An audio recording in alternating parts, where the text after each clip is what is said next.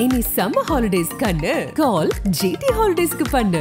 GT Holidays, South India's #1 travel brand. எனக்கு எல்லாம் கிடைச்சிருச்சு லைஃப்ல அப்படிங்கும்போது நான் உடனே அடுத்தது என்ன யோசிப்பேன், நம்மளுக்கான ஒரு மன நிம்மதியை நம்ம யோசிப்போம். அங்கே எல்லாம் கிடைச்சாச்சு, அதனால் அவங்க மன நிம்மதிக்காக யோசிக்கிறாங்க. நம்மளும் எல்லாம் கிடைக்கிறதுக்கு ஓட ஆரம்பிச்சிட்டோம் அப்படின்னா அடுத்தது ஆப்வியஸாக நம்ம வந்து நிம்மதிக்காக யோசிக்கிறோம். ஆஸ்ட்ராலஜி பொறுத்த வரைக்கும் உங்களுக்கு வந்து spirituality and astrology is not ரிலீஜியஸ்ங்க. ஆஸ்ட்ராலஜி பொறுத்த வரைக்கும் எங்கனாலும் எல்லாத்துக்கும் ஒரு பிறந்த நேரம் இருக்கும், பிறந்த நாள் இருக்கும், இடம் இருக்கும். பாரத பூமி ஒரு புண்ணிய பூமின்னு சொல்லுவாங்க இல்லைங்களா. நம்ம இங்கே வந்து கதைகளும் காவியங்களும் ஜாஸ்தி நம்மளோட, அது அவங்களதுல கதைகளும் காவியங்களும் குறைவு. இப்போ எங்கேயாவது நீங்கள் ஒருத்தரை வந்து கேள்விப்பட்டிருக்கீங்களா இங்கே இருந்து நான் அப்ராடு போய் ஸ்பிரிச்சுவாலிட்டி தேடுறேன்னு போயிருக்காங்களா? இங்கே வந்து இந்த ஸ்பிரிச்சுவல் நேச்சர், இந்த குணங்களும் கோட்பாடுகளும் கல்ச்சர் டைனாஸ்டிங்க நம்மளோட பிளட்லேயே இருக்கக்கூடிய விஷயம் நிறைய இங்கே இருக்குது. அதுலேருந்து நம்ம பழக்கப்பட்டு வந்துட்டோம், அதனால் அவங்க நம்மளை பார்த்து விரும்பி வராங்க.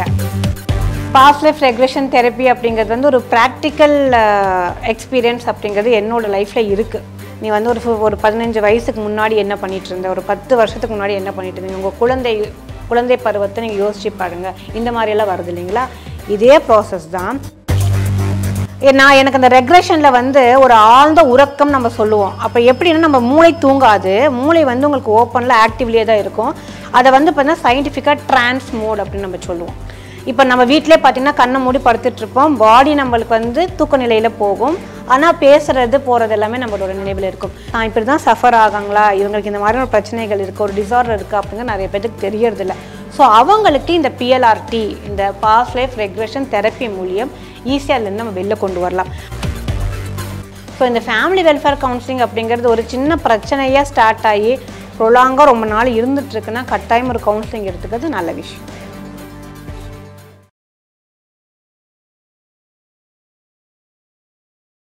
விதவிதமான ஆடை ஆபரணங்களுடன் உங்கள் பண்டிகை நாட்களை ஒளிமயமாக கொண்டாட வேலவனுக்கு வாங்க.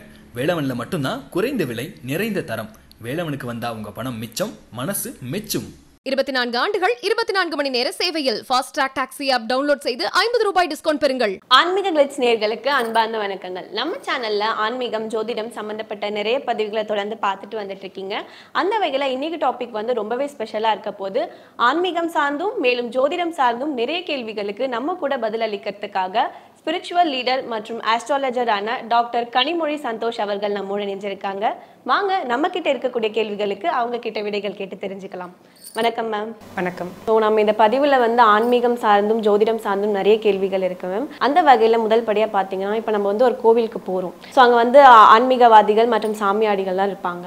ஸோ அவங்க வந்து ஆன்மீகவாதிகள் தான் உண்மையிலே அப்படின்னு சொல்லி நம்ம எப்படி மேம் கண்டுபிடிக்கலாம்? இல்லை, இது ஃபஸ்ட்டு ஒரு கேள்வி என்னென்னா ஆன்மீகவாதிகள் அப்படிங்கிறது வந்து எதுக்கு கண்டுபிடிக்கணும் அப்படின்னு ஒரு கேள்வி, ரைட்டுங்களா? ஏன்னா மற்றவங்களை பார்த்தால் இந்த ஆன்மீகம் தெரியுமா, அவங்க ஆன்மீகவாதிகளா அப்படிங்கிறத விட ஆன்மீகம் நமக்குள்ளே இருக்கா அப்படின்னு தெரிஞ்சுக்கிறது நல்லது. ஃபஸ்ட்டு நம்மளுக்கு இருக்கா அப்படின்னா தான் ஐடென்டிஃபிகேஷன் அப்படின்னு சொல்லிட்டு ஆளை பார்த்தா சொல்ல முடியாது. இப்போ என்ன பார்க்குறீங்க, என்ன பார்த்தா உங்களுக்கு எப்படி தெரியுது?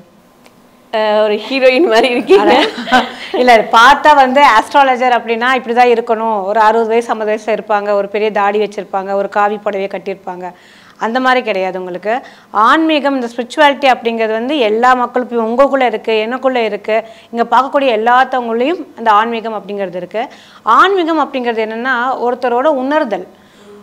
நீங்கள் யாருன்னு உங்களை உணர்ந்துட்டீங்க அப்படின்னா அதுதான் ஆன்மீகம் உங்களுக்கு. அதனால் வந்து நிறையா வந்து ஆன்மீகம்னு ஒரு பெரிய விஷயம், ஒரு கடல் மாதிரி. அதுக்கு வந்து நம்ம ஒரு 50-60 வயசு வரைக்கும் நம்ம வந்து ரிட்டைர்மெண்ட் ஸ்டேஜ் வரைக்கும் வெயிட் பண்ணோம் அப்படின்லாம் கிடையாது. நீங்கள் எப்போ உணர்ந்துட்டீங்களோ உடனே உங்களோட வந்து அந்த இறைத்தன்மை ஆன்மீகம் அப்படிங்கிறது வந்துடுதுங்க. அடுத்த கேள்வி பார்த்தீங்கன்னா முற்றும் துறந்தான் சன்னியாசி அப்படின்னு சொல்லி ஒரு வாக்கியம் இருக்கு மேம். ஸோ இது வந்து உண்மையிலே ஆன்மீகத்தில் இருக்கவங்களுக்கு வந்து பொருந்துமா? இது வந்து என்னென்னா உங்களுக்கு அடைமொழி, இந்த பழமொழி, இது எல்லாமே ஒரு மரபாக வந்துட்டு இருக்கக்கூடிய விஷயந்தான். உங்களுக்கு முற்றிலும் துறந்தான் சன்னியாசிங்கிறது வந்து ஜோதிடத்தில் வந்து ஒரு யோகம் சொல்லுவாங்க. அதாவது ஒரு கல்யாணம், திருமண வாழ்க்கை, கடமைகளே எனக்கு இல்லை அப்படின்னா அவன் சன்னியாசி ஆகிடுறான். எந்த ஒரு கமிட்மெண்ட்டுமே இல்லை அப்படிங்கும்போது என்ன இருக்குது லைஃப்பில், ஒன்றுமே கிடையாது இல்லைங்களா. அதை வந்து ஜோதிடத்தில் ஒரு யோகம் அப்படிங்கிற விஷயத்தில் நம்ம எடுத்துக்கிறோம். சன்னியாசி யோகம் அப்படிங்கிற மாதிரி எடுத்துக்கிறோம். பட் இந்த சன்னியாசி ஆயிட்டாங்க அப்படின்னாலே வந்துட்டு அவங்களை வந்து ஒரு கடவுளாக பார்க்குறது அந்த மாதிரிலாம் இல்லை. இப்போ எனக்கு வந்து ஆன்மீகவாதியாக நானும் கேட்டால் கண்டிப்பாக ஆன்மீகவாதி தான் நானும். அஸ்ட்ராலஜரான இப்போ ஜோதிடம் ஆன்மீகம் ரெண்டையும் நம்ம வந்து ஒரு ரெண்டுமே இன்டர்லிங்க்டு ஒன்று தான், உங்களுக்கு ரெண்டையும் பிரிக்க முடியாது. ஆனால் அதில் இந்த நம்ம வந்து சொன்ன மாதிரி சன்னியாசி அப்படிங்கிற கான்செப்ட் நல்ல எப்படி வருதுன்னா, ஒருத்தங்களுக்கு குடும்பம் குழந்தைகள் இல்லை அப்படின்னா அவங்களுக்கு ஒரு வாக்குப்பளித்தம் அப்படிங்கிற மாதிரி வருதுன்னு இதெல்லாம் ஒரு கிரியேஷன், ஒரு மாயமே கிரியேட் பண்ணியிருக்காங்க. ஸோ அதுக்கும் இதுக்கும் எந்த ஒரு சம்மந்தமும் இல்லை. குடும்ப வாழ்க்கையில் இருக்கிறவங்களும் அந்த ஆன்மீகத்தை உணரலாம். இப்போ நீங்கள் உணரலாம், நான் சொன்ன மாதிரி எல்லாருமே உணரலாம். ஸோ அதுக்கும் சன்னியாசிக்கும் எதுவும் இல்லை. நிறையா வந்து ஒரு பெரிய அளவுக்கு வந்து ஒரு ராங் கமிட்மெண்ட் மாதிரி இந்த விஷயத்தை வந்து அவங்க எடுத்துக்கிறது எப்படின்னு பார்த்தீங்கன்னா, நம்ம சன்னியாசியாக இருந்தால்தான் இந்த முக்தியை அடைய முடியும், இந்த ஆன்மீகம் அப்படிங்கிற விஷயத்தில் அடைய முடியும். அப்படிலாம் ஒன்றுமே இல்லை. உங்களோட கடமைகளையும் எப்பயுமே நம்மளோட ரெஸ்பான்சிபிலிட்டியை நம்ம எப்போ வந்து மறக்கிறோம், எப்போ செய்யாமல் இருக்கிறோம் அப்படின்னு பார்த்தீங்கன்னாலே அப்போவே நம்மளோட பாவ கணக்கு இன்க்ரீஸ் ஆக ஆரம்பிச்சிடுது. ஓகேங்களா?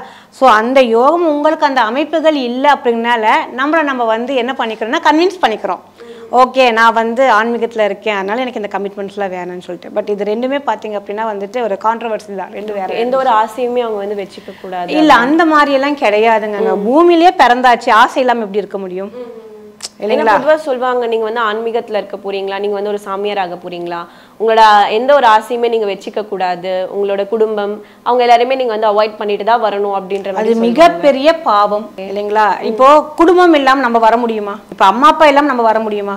முடியாது. அப்போ நம்மளுக்கு ஒரு ஆரிஜின், நம்மளுக்கு அப்புறம் ஒரு சுப்ரீம் அப்படிங்கிறது இருக்காங்கனால தான் தாய் தந்தையை வந்து நம்ம கடவுளுங்கிற மாதிரி நம்ம வழிபடுறோம். அப்போ இவங்க எப்படி திடீர்னு வானத்துலேருந்து குதிச்சு வராங்களா, பூமியிலேருந்து முளைச்சி வராங்களா? கிடையாது இல்லைங்களா? அதனால வந்து கடமைகளை இருந்து தப்பிக்கிறதுக்கு இப்படி ஒரு வார்த்தையை சொல்லிடுறாங்க இல்லைங்களா? அது கடமைகள் வந்து தப்பிக்கிறதுக்கு ஒரு வார்த்தையும், அந்த கமிட்மெண்ட் அப்படிங்கிறது கிடைக்காதவங்களுக்கு தன்னை தான் கன்வின்ஸ் பண்ணிக்கிறதுக்கு இந்த மாதிரியான ஒரு வார்த்தைகள் சொல்கிறாங்க. பட் ஆன்மீகத்துக்கும் குடும்பத்துக்கும் கமிட்மெண்ட்டுக்கும் எந்த ஒரு சம்மந்தமும் இல்லை. ஓகே மேம், ரொம்ப சிறப்பாக சொன்னீங்க. எல்லாருக்குமே இந்த ஒரு டவுட் இருந்துகிட்டே இருக்குது. ஏன்னா எல்லாருமே வந்து நீங்கள் ஆன்மீகமாக போகணுமா, ஃபேமிலி கேமில் எதுவுமே இருக்கக்கூடாது, உங்களுக்கு ஒரு ஃபீலிங்ஸே இருக்கக்கூடாது அப்படின்னு சொல்லுவாங்க. ஸோ அதற்காக இந்த ஒரு கேள்வி ரொம்ப சிறப்பாக சொன்னீங்க. அடுத்தபடி பார்த்தீங்கன்னா இப்போ வந்து மேலை நாடுகள்லாம் பார்த்தீங்கன்னா ஆன்மீகவாதியாக இருக்காங்கன்னா மக்களிடத்தில் வந்து ரொம்பவே அன்பாகவும் நல்ல ஒரு பூஸ்டப் பண்ணுற ஒரு பர்சனாலிட்டி கொண்டு இருப்பாங்க. நம்ம நாட்டிலையுமே அப்படி இருக்காங்களா மேம்? நம்ம நாட்களில் இருக்கிறாங்க நிறைய பேர். இதில் வந்து எப்படி சொல்லணும், நம்ம நாடுன்னு எடுக்கும்போது இந்த எக்கானமிக்கல் க்ரோத் அப்படிங்கிறது கொண்டு வந்துடணும். அங்கே வந்து ஒரு பண கஷ்டம், ஒரு கமிட்மெண்ட்டுக்கான எந்த ஒரு ஆக்டிவிட்டீஸும் அவங்க செய்ய வேண்டியது காரணம் இல்லாததுனால எல்லாம் பார்த்தாச்சு. அப்போ கடைசியாக என்ன, நம்மளுக்கு மன நிம்மதி வேணுங்கிற மாதிரியான ஒரு இதில் அவங்க போய்க்கிறாங்க.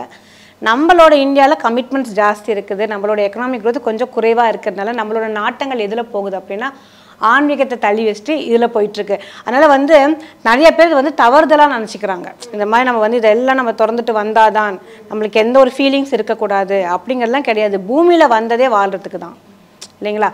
அப்போ நம்ம வாழணும் அப்படிங்கிற ஒரு விஷயம் வந்து ஒரு ஆசைகள், ஒரு துணிமணி போடணும் அப்படிங்கிறது கூட நம்மளுக்கு அந்த தேவை இல்லைங்களா? நான் எந்த வேலையும் செய்ய மாட்டேன், எனக்கு எந்த ஃபீலிங் இல்லை, எனக்கு எதுவுமே வேண்டாம் அப்படின்னா அப்போ அடுத்த வேலை சாப்பாடுக்கு என்ன பண்ணுவாங்க இல்லைங்களா? ஸோ அந்த கேள்விகளில் மேலை நாடுகளும் சரிங்க, இங்கே இதுக்கு வந்து பெரிய ஒரு வித்தியாசம் வந்துட்டு ஃபினான்ஷியல் க்ரோத்தை தான் நம்ம சொல்லணும். எனக்கு எல்லாம் கிடைச்சிருச்சு லைஃப்பில் அப்படிங்கும்போது நான் உடனே அடுத்தது என்ன யோசிப்பேன், நம்மளுக்கான ஒரு மன நிம்மதியை நம்ம யோசிப்போம். அங்கே எல்லாம் கிடைச்சாச்சு, அதனால் அவங்க மன நிம்மதிக்காக யோசிக்கிறாங்க.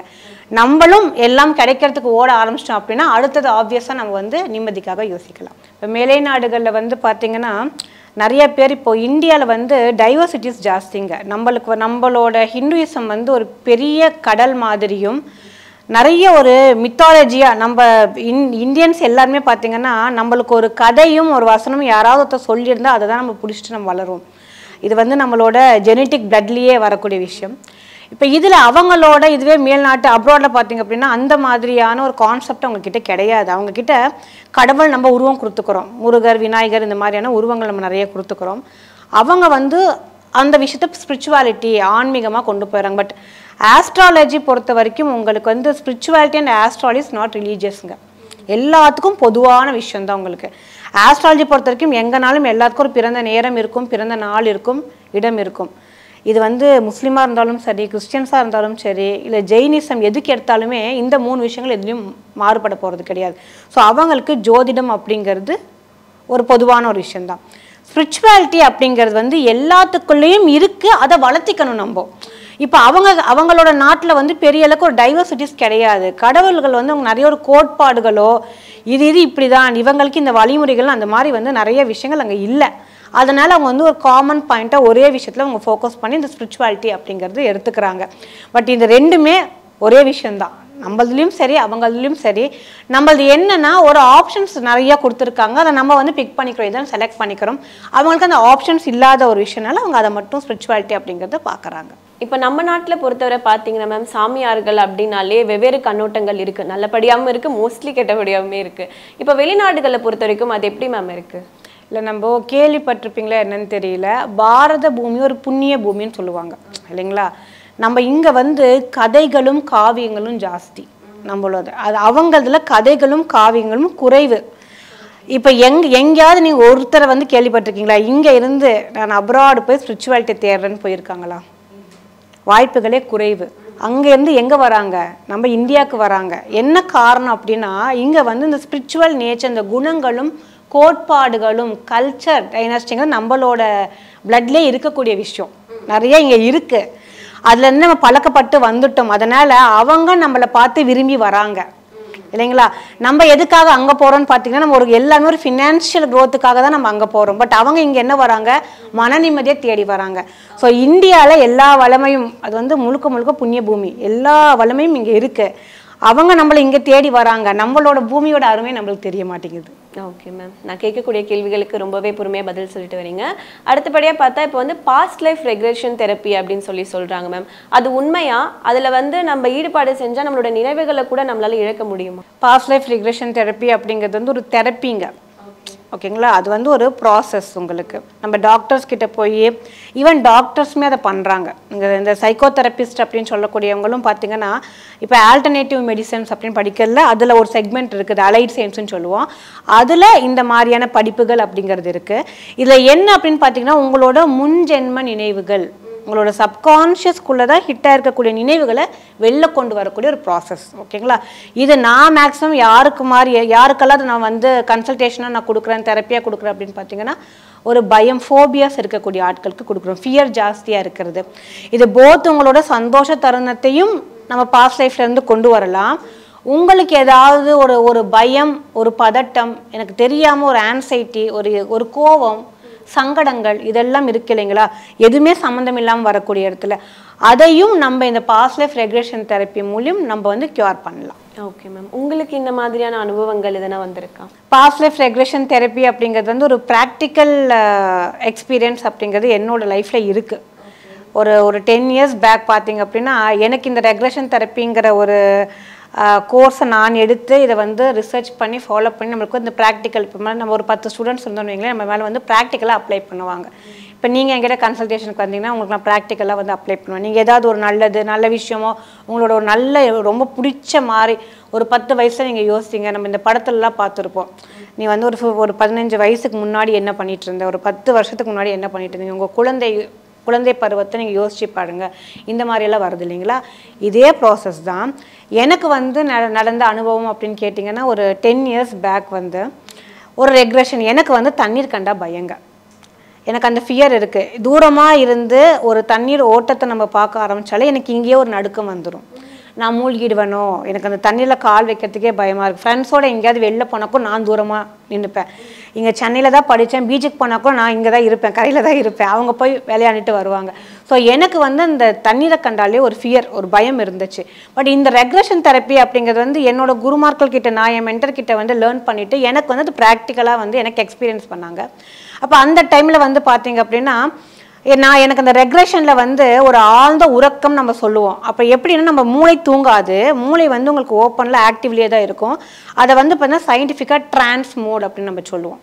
இப்போ நம்ம வீட்டிலே பார்த்தீங்கன்னா கண்ணை மூடி படுத்துட்ருப்போம், பாடி நம்மளுக்கு வந்து தூக்க நிலையில் போகும், ஆனால் பேசுகிறது போகிறது எல்லாமே நம்மளோட நினைவில் இருக்கும். ஸோ அது ஒரு டீப்பஸ்ட் ஸ்டேஜ் அப்படிங்கும்போது அந்த ட்ரான்ஸ் மோடில் நம்ம போயிடுவோம்.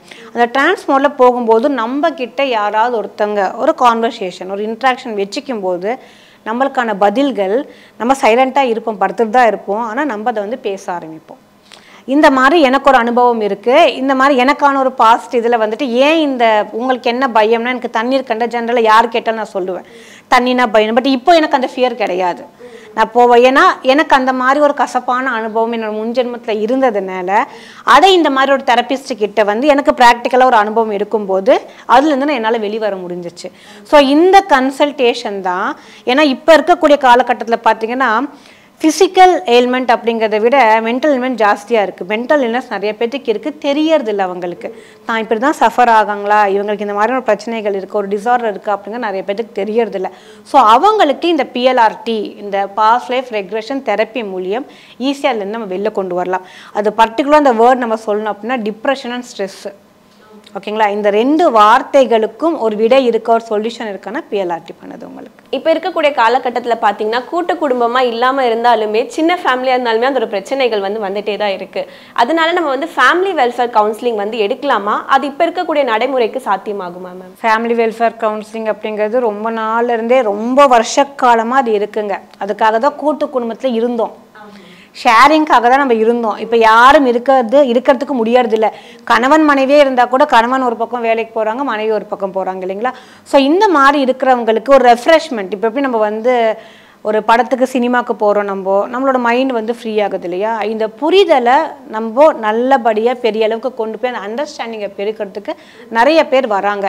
ஸோ இதையும் நான் இந்த கவுன்சிலிங்கிற மெத்தட் அப்பார்ட் ஃப்ரம் அஸ்ட்ராலஜி, நான் ஜோதிடம் அஸ்ட்ராலஜர் அப்படியே இருந்தால் கூட என்னோட பேக்ரவுண்ட் லா பேக்ரவுண்ட். நான் லாயராக இருந்தேன்.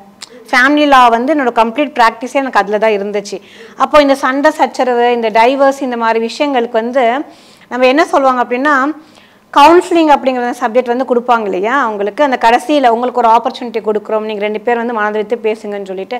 ஸோ அந்த செக்மெண்ட்டில் இருந்து வந்ததுனால எனக்கு இதை ஹேண்டில் பண்ணுறதுக்கு கொஞ்சம் ஈஸியாக இருக்குது. நிறையா பேர் இந்த ஜோதிடம் அப்படின்னு பார்க்குறவங்க எல்லாத்துக்குமே எனக்கு ஏன் முன்னாடியே வருவாங்க, சண்டை போட்டுப்பாங்க. ஓ உனக்கு இந்த மாதிரி இஷ்யூ இருக்குதா, உனக்கு அப்படி இருக்கா, இது என்கிட்ட சொல்லவே இல்லையே, நீ இப்போ தான் சொல்கிறேன்டப்போ ஒரு தேர்ட் பர்சனோட இன்ட்ரப்ஷன் உள்ளே வரும்போது பார்த்தீங்கன்னா நீங்களும் ஃப்ரீயாக பேசுவீங்க, அவங்களும் பேசலாம்.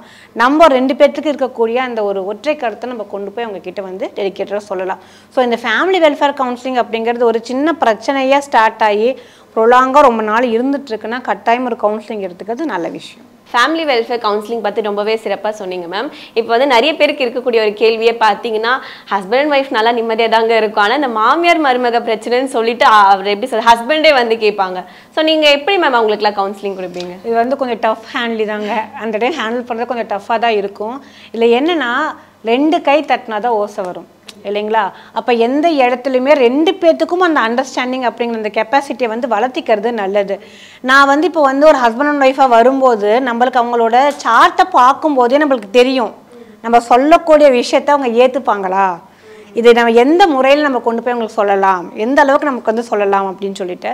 ஸோ அந்த இடத்துல அவங்களுக்கு தகுந்த மாதிரி ஒரு ப்ரைவேட்டாக, நான் நிறைய பேர்த்தில் ஹஸ்பண்ட் அண்ட் ஒய்ஃப் வந்தாலுமே கணவரை கொஞ்சம் நாள் வெளில வெயிட் பண்ணுங்கள், பர்சனலாக பேசணும் அப்படிங்கிற மாதிரியான ஒரு இதில் அவங்களுக்கு எப்படின்னா ஒரு ப்ரைவேட் ஸ்பேஸ் கொடுத்து கொஞ்சம் அந்த இடத்துல ஃப்ரீ பண்ணி கொடுத்துட்டு அவங்கக்கிட்ட இருக்கக்கூடிய இன்புட்ஸ் நம்ம எடுத்துகிட்டு இந்த சைடு நம்ம சரி பண்ணிட்டோன்னு வைங்களேன், உங்களுக்கு கை தட்டக்கூடிய விஷயங்கள் ஓசை வராட்டி பரவாயில்ல, வேறு மெத்தடில் கூட கை தட்டிக்கலாம் அப்படிங்கிற அந்த ஒரு வித்தையை அவங்களுக்கு நம்ம கற்றுக் கொடுக்குறோம் இல்லைங்களா. இப்போ நீங்கள் அமைதியாக இருந்துட்டீங்க அப்படின்னா அந்த அதர் சைடு அவங்க கோவப்பட்டாலுமே நீங்கள் அமைதியாக இருக்கிறீங்க போது அந்த இடத்துலையும் பிரச்சனைகள் குறைய தானே செய்யும்.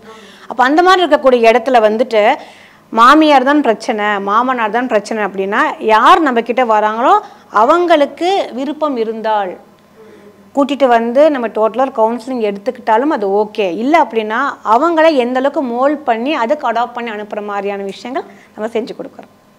எப்படி இருந்தாலும் அந்த பிரச்சனை நம்ம கிட்ட வந்ததுன்னா சொல்யூஷன்ஸ் நம்ம 100% எப்படி பண்ணுவோம் அதை பண்ணி கொடுக்குறோம். காஸ்மெட்டிக் ஆஸ்ட்ராலஜினா என்ன, அழகுக்கும் கிரகங்களுக்கும் எதனா தொடர்பு இருக்கா மேம்? கண்டிப்பாக இருக்குங்க. ஏன்னா ஒரு ஜாதகத்தில் அந்த இளமை தோற்றம் ஓகேங்களா, அந்த தேஜஸ், அந்த அழகு, ஸோ நம்ம அது எப்படி ஒரு பார்க்கறதுக்கு ஒரு ஃப்ரெஷ்ஷாக ஒரு இதாக இருக்கணும் அப்படின்னாலே ஒரு ஜாதகத்தில் சந்திரனும் சுக்கிரனும் அதுக்கு அதிபதிங்க. 2 பெண் கிரகம், 2 கிரகங்களும் அதுக்கு அதிபதி. உங்களுக்கு எந்த ஜாதகத்திலேயாச்சும் அவங்க கொஞ்சம் வீக்காக இருக்காங்க அப்படின்னு பார்த்தீங்கன்னா அது டிபெண்ட்ஸ் ஆன் நீங்கள் இந்த மாதிரி காஸ்மெட்டிக் ஆஸ்ட்ராலஜியில் ஏறக்கூடிய குறைபாடுகள் வரும். உங்களுக்கு இந்த ஆக்னி வரும், பிம்பிள்ஸ் வரும், இதெல்லாம் பார்த்தீங்கன்னா சுக்ரன் சந்திரன் இந்த ஹார்மோன்ஸை பேலன்ஸ் பண்ணி நம்ம கரெக்ட் பண்ணி கொடுத்துட்டாலே அவங்களுக்கு ஆட்டோமேட்டிக்காக இந்த தேஜஸ் அப்படிங்கிறது கிடைக்குது. இதில் மெயின் பார்த்தீங்கன்னா நம்ம இதில் ஒரு காஸ்மிக் க்ரீம் அப்படிங்கிற மாதிரி ஒரு விஷயம் நம்ம கொடுக்குறோம் நம்மளோட இதில். இப்போ இந்த க்ரீம் எப்படின்னா கருப்பாக இருக்கிறவங்கள வெள்ளையாக்கும், ரைட்டுங்களா. பட் இதுக்கு ஒரே ஒரு கண்டிஷன் என்னென்னா அவங்களோட அஸ்ட்ராலஜி படித்தால்தான் தெரியும் இது ஒர்க் அவுட் ஆகுமா அவங்களுக்கு அப்படிங்கிறது. ஸோ இந்த காஸ்மெட்டிக் க்ரீம் அப்படிங்கிறது முழுக்க முழுக்க ஒரு ஹெர்பல் சம்மந்தப்பட்ட விஷயம்தான். கிரகங்களோட ஹோரைகளை வச்சு அந்த டைமில் இந்த ஹெர்பல் இதெல்லாம் நம்ம வந்து அந்த இன்க்ரீடியன்ஸை வச்சு இதை தயாரிக்கிறோம். ஸோ இதுக்கு வந்து நிறையா பேர் நம்ம கிட்ட வந்து வாங்கியும் இருக்காங்க, அதுக்கு நல்ல நம்மளுக்கான ஒரு ரிசல்ட்டும் கிடைச்சிருக்கு. காஸ்மெட்டிக் ஆஸ்ட்ராலஜி பேரே புதுசாக இருக்கு மேம். இப்போ வந்து நம்ம கிரகங்களை பார்த்து தான் இது வந்து ஒவ்வொருத்தருக்கா மாறும்னு சொல்கிறீங்க. இப்போ பிற மதத்துக்காரங்களுக்குலாம் இது வந்து பொருந்துமா மேம்? இல்லை, இந்த ஜோதிடம் அப்படிங்கிறது வந்துட்டு நான் முன்னாடியே சொன்ன மாதிரி தான் ரிலீஜியஸ் பேஸ்டு கிடையாதுங்க.